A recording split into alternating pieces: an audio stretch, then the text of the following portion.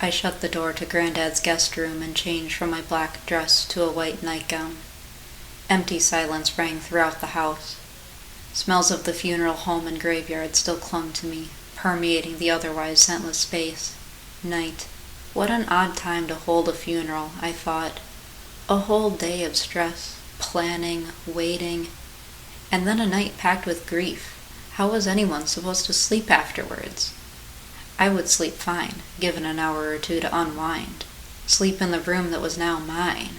Sure, I would miss him now and then.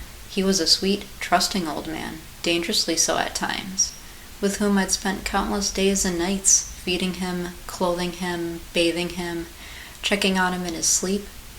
And he trusted me the whole time, never questioning, never criticizing, even when he saw me put the powder in his drink. I'd left him by the porch window, inside where he wouldn't catch cold, and gone to the kitchen for his glass of water. I ground up 2 white pills and sprinkled them in, mixing with a spoon until they dissolved. I turned to find Granddad in the entryway, sharp eyes boring into me. I knew he could maneuver that chair quietly.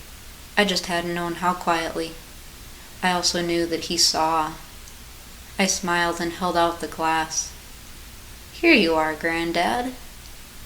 With a trembling hand, he accepted, maintaining his suspicious stare. I thought of him during my childhood visits, when he could still walk, still talk, and his gruff voice barking out my trouble name, Missy, as in, "Get down from there, Missy," and "This is your last warning, Missy." And that's how he said it, in warning, never in anger. A stern warning, though, one I would never disregard.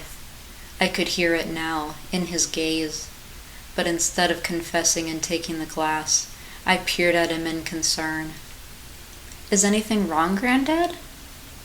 He raised the glass without lowering his gaze and took a hesitant sip. I'd fooled him, as I had my whole life. Now he was gone, and everything was mine.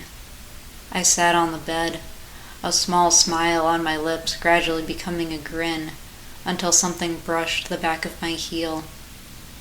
I moved my foot, I thought, without realizing. But I felt it again, a nudge this time. I knelt. Half emerged under the sheet was a tiny pill bottle with the lid off.